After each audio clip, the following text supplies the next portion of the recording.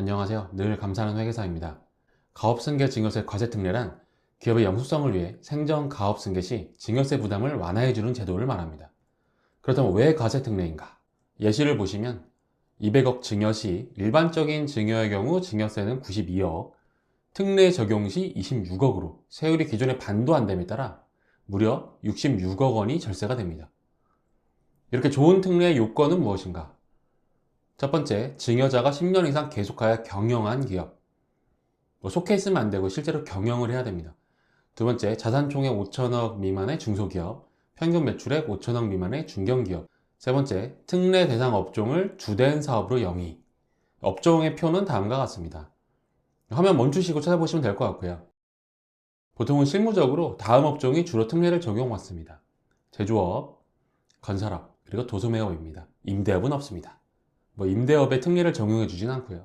그 다음, 수증자가 18세 이상 거주자인 자녀, 증여세 신고 기한까지 가업에 종사. 즉 승계를 받는다고 신고를 해놓고 신고한 시점에 가업에 종사하고 있지 않으면 사실 의미가 없겠죠. 증여자는 60세 이상의 부모, 다음 증여세 포함한 최대 주주 등 지분 40% 이상을 10년 이상 계속 보유한 경우, 상장사의 경우 20% 이상이고요.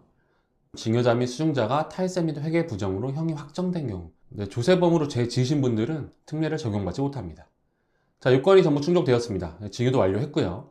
자, 그럼 다음 단계로 사후관리 요건이 기다리고 있습니다. 중소기업의 영속성을 위한 특례임에 따라 당연히 승계를 잘하고 있는지에 대해 사후관리를 합니다. 사후관리 요건은 다음과 같습니다. 관리기간은 총 5년이고요. 증여일부터 3년 이내 자녀가 대표이사로 취임. 이는 대표이사를 바로 취임 시 어려움이 있으므로 3년의 수습구간이 있다고 이해하시면 됩니다.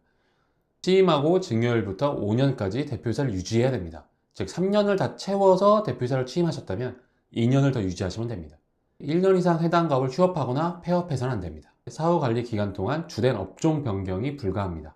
즉 증여받고 좀 어렵다 해서 전부 처분하신 다음에 임대업으로 변경하시면 안 됩니다. 수증자의 지분이 감소되지 않아야 합니다. 이는 정당한 사유가 없는 한 인정되지 않습니다. 해당 사후관리 요건을 위반하게 되면 기본세율 적용 증여재산으로 보아 증여 당시의 가액에 누진세율을 적용하여 증여세를 부과할 뿐만 아니라 이자 상당액도 증여세에 가산하여 부과합니다. 즉 최대세율 구간인 50%를 적용하여 다시 계산을 한 다음에 가산세를 적용하여 납부해야 됩니다.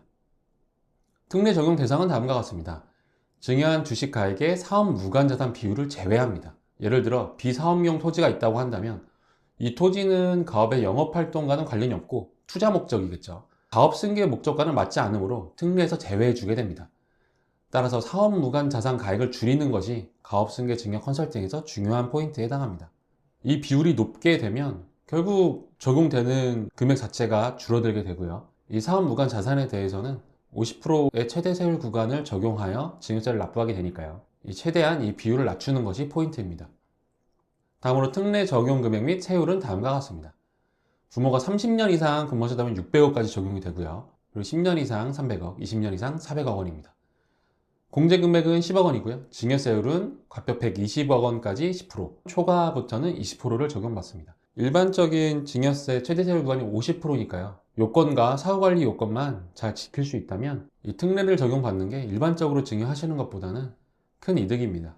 다음 중요한 특이사항으로 가업승계 특례로 승계받은 주식은 부모 사망 시 기한 없이 사전 증여 재산에 합산됩니다.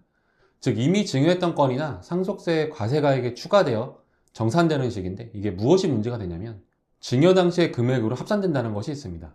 즉 기업생애 주기의 성숙기에 증여 특례를 받고 기업 가치가 낮아지는 세태기에 부모 사망으로 상속을 받게 되면 사전에 합산되는 금액이 이때 기준으로 합산이 되기 때문에 이만큼 손해를 본다라고 이해하시면 되고요.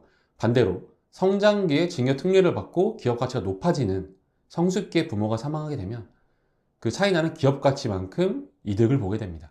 정리하면 다음과 같습니다. 증여세 절감 효과가 크나 요건이 복잡하고 사후관리가 특히 중요합니다. 상속세는 계정이 잦으며 예외사항이 많아 주의가 필요하고요. 상속재산에 기한 없이 가산되므로 증여 시기가 중요합니다. 따라서 증여과세 특례에 관심 있으신 분들은 전문가와 상담하시길 바랍니다. 이상 가업승계 증여세 과세 특례에 대한 설명이었습니다. 도움되셨길 바랍니다.